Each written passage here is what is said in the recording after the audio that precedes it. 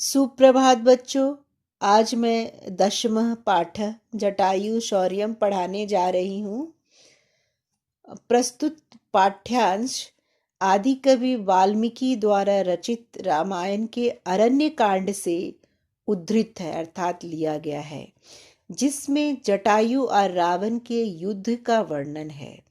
जब रावण सीता का हरण करके लंका ले जा रहा था, सीता बहुत ही करुण स्वर में जटायु को अपनी सहायता करने के लिए आवाज देती है। इस अध्याय में जटायु की वीरता का वर्णन बहुत ही सुंदर तरीके से किया गया है। आओ देखते हैं। सा तदा करुणा वाचो विलपन्ति सुदुखिता वनस्पति गतम गृधम ददर्श आयत लोचना। ठीक है, अभी देखो क्या है कि इसका सबसे पहले हम लोग अन्वय कर लेंगे। अन्वय में क्या करते हैं तुम्हें तो पता ही है कि संस्कृत में जंबल वर्ड्स होते हैं, तो श्लोक में तो वहाँ पर हमें क्या करना पड़ता है, अरेंज करना पड़ता है। तो हम लोग अभी सबसे पहले अरेंज करेंगे। ठीक है, अब देखो तदा को पहले रखेंगे, तदा, फिर सुदुखिता करुणा वाचा विलपन्ति आयत लोचना सा वनस्पति गतम गृधम ददर्श। ऐसा होगा अन्वय से ये। ठीक है, अब इसका अर्थ देखते हैं। अर्थ क्या है? तदा मतलब तब। तब अत्यंत दुखी करुणाजनक बातें कहकर विलाप करती हुई विशाल नेत्रों वाली उसने अर्थात सीता ने वृक्ष पर बैठे हुए गृद्धराज जटायु को देखा। समझे? नेक्स्ट वाले श्लोक में चलते हैं।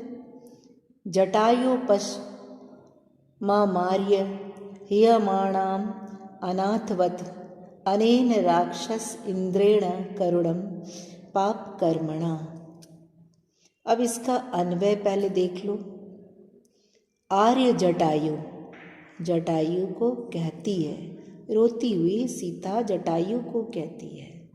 ठीक है, आर्य जटायु पहले लिखेंगे, उसके बाद अनेन पाप कर्मणा राक्षस इंद्रेण करुणम अनाथवत हियमाणाम माम पश्य।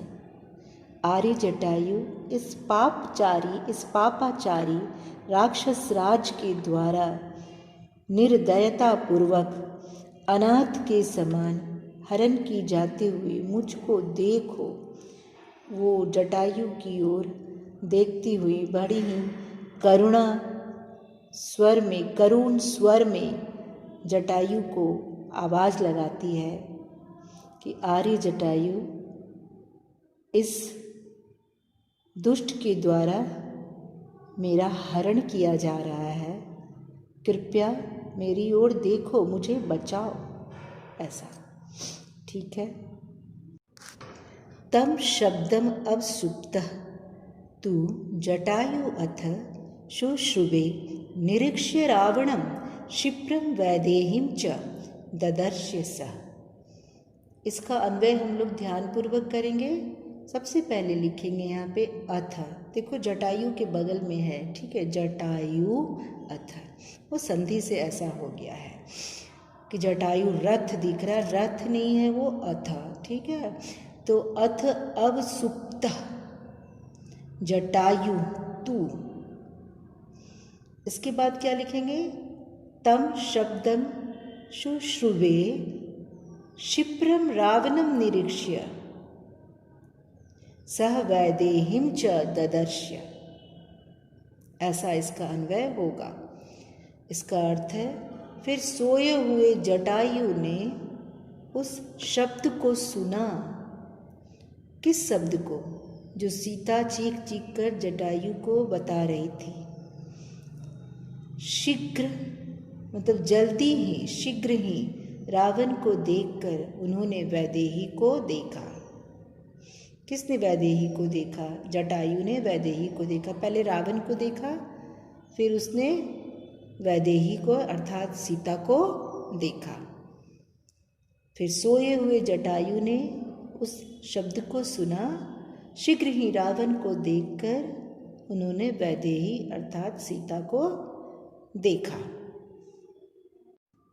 ततः पर्वत शृंगाभः तीक्ष्णतुंडः खगोतमः वनस्पतिगतः श्रीमान व्याजहार शुभाम गिरम। अन्वय देखते हैं सबसे पहले। तो अन्वय में ऊपर वाले लाइन को जैसे है वैसे ही लिख देना है। ततः पर्वत शृंगाभः तीक्ष्णतुंडः खगोतमः। अब हम लोग नीचे वाले लाइन की ओर आ रहे हैं, ध्यान दो। वनस्पतिगतः श्रीमान। अब बस व्याजहार को अंतिम में रखना है और कुछ नहीं करना है इसके अन्वय में, ठीक है। वनस्पतिगतः श्रीमान शुभाम गिरम व्याजहार। अर्थ देखते हैं।